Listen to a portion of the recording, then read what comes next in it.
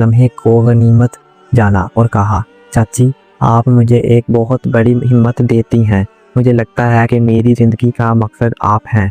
मीरब ने एक लम्हे के लिए आतिफ की आंखों में देखा, फिर सर झुका लिया और नरमी से कहा, आतिफ तुम्हें क्या हो गया है?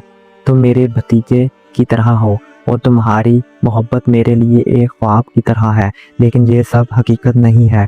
आतिफ ने मीरब का हाथ पकड़ा और इसकी नरम जिल्द को अपने हाथ में महसूस किया। इसका दिल धड़क रहा था। चाची मैं तुम्हारे बगैर नहीं रह सकता, मैं तुमसे सच्ची मोहब्बत करता हूँ, आतिफ ने दिल की गहराइयों से कहा। मीरब की आंखों में अधूरा दुख और जिस्म की ख्वाहिश का अक्स था।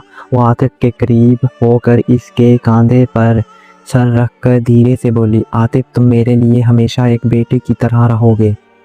आतिफ का दिल टूट चुका था। इसने दिल में ये फैसला कर लिया कि वो किसी भी हाल में मीरब को अपनी ज़िंदगी में हासिल करेगा, लेकिन मीरब ने हमेशा इसे एक छोटे भाई की तरह समझा। वो जानती थी कि ये रिश्ता सिर्फ एक ख्वाब है और इसे हकीकत में बदलना नामुमकिन था। एक दिन आतिफ ने दोबारा मीरब से अपने जज्बात का इजहार किया और कहा, चाची मैं तुम्हारे बगैर नहीं रह सकता, मुझे तुम्हारी मोहब्बत चाहिए ही चाहिए। मीरब ने आहिस्ता से इसका हाथ छोड़ा और कहा, आतिफ